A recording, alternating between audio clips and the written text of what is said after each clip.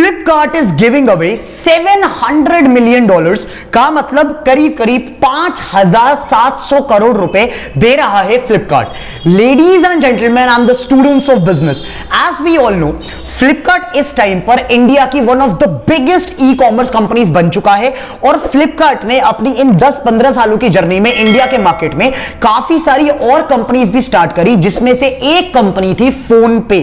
इस टाइम पर हम सबको पता है कि फोन पे ऑलरेडी एक इंडिविजुअल $1 बिलियन कंपनी बन चुका है। फोन पे बेसिकली पेमेंट्स में डील करता है, पेमेंट रिलेटेड प्रोडक्ट्स में डील करता है, इंश्योरेंस में, लोन्स में, पेमेंट गेटवे में डील करता है। वही फ्लिपकार्ट का जो कोर बिजनेस है वो आज के डेट में भी ई कॉमर्स ही है।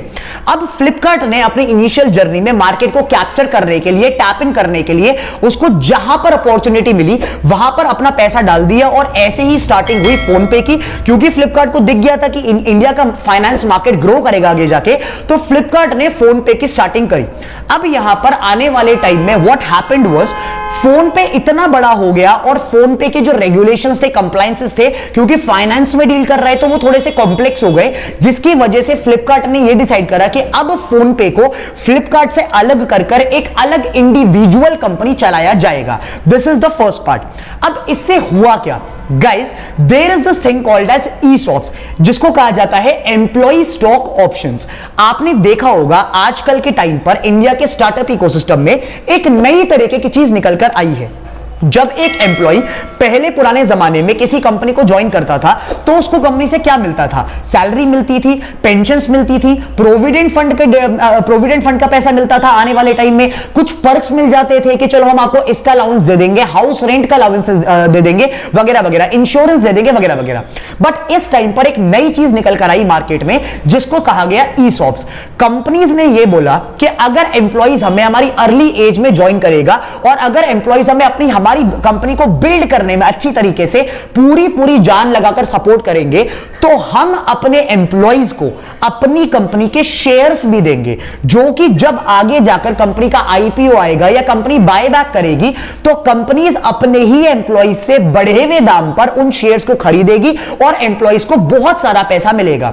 इसका मतलब क्या होता है? फॉर एग्जांपल, आप एक एम्प्लॉय हो मेरी कंपनी का और आप अभी नई ज्वाइन कर रहे हो। मैंने आपको बोला कि आपको सैलरी मिलेगी 50,000 रुपए, आपको ये सारे वगैरह वगैरह अलाउंसेस मिलेंगे, उसके साथ साथ मैं आपको एक शेयर दे रहा हूं मेरी कंपनी का, जो कि आज की डेट में 100 रुपए का है। कल को मेरी कंपनी ने और पैसा उठाया और फंडिंग उठाई, फंडिंग उठाते चले गए, शेयर का प्राइस बढ़ता चला गया और अब वो शेयर, वही शेयर 1,000 रुपए का वैल्यूड है।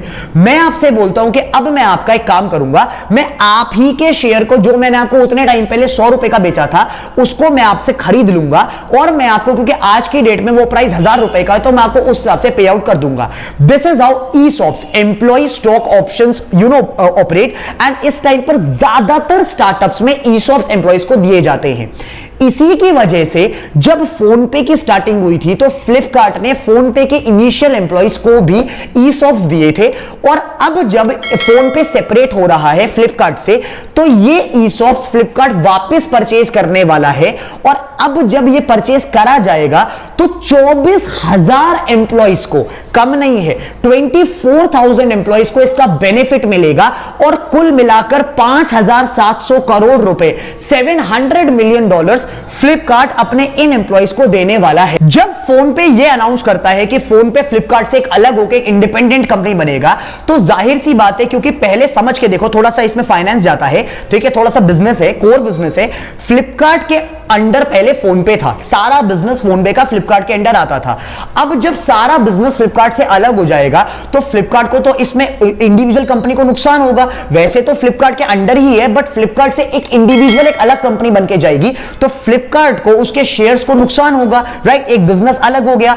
इसके चक्कर में उन लोगों को, फ्लिपकार्ट को, अपने ESOPs पर कॉम्पनसेशन प्रोवाइड करना पड़ेगा और यही हो रहा है इस टाइम पर। फ्लिपकार्ट $700 मिलियन अपने 24,000 एम्प्लॉइज को को देने वाला है फोन पे के एम्प्लॉइज को, जिसकी वजह से रातों रात बहुत सारे एम्प्लॉइज लखपति करोड़पति बनने वाले हैं। This is such a beautiful concept in the startup ecosystem, ESOPs वाला, जो कि एम्प्लॉइज को बहुत हेल्प करता है। एम्प्लॉय जब जान लगाकर एक नई नई कंपनी को ज्वाइन करता है अपने पूरे करियर को स्टेक पर रखकर, तो ईसॉप्स की वजह से उस एम्प्लॉय को अपना सारा रिटर्न मिल जाता है, जिसकी वजह से एम्प्लॉइज बहुत प्रॉस्पर करते हैं आगे जाके लाइफ में। और यही हो रहा है इस टाइम पर फ्लिपकार्ट के साथ भी। Do comment your opinion on this entire thing. क्या आपका कोई जानने वाला है फ्लिपकार्ट में जो कि फ्लिपकार्ट में इनिशियल रहा हो या फोन पे में रहा हो? क्योंकि अगर है तो उसको ईसॉप्स मिलने वाले हैं और शायद से वो लखपति करोड़पति बनने वाला है। What is your intake about this entire analysis? Do comment your opinions and let me know. Thank you.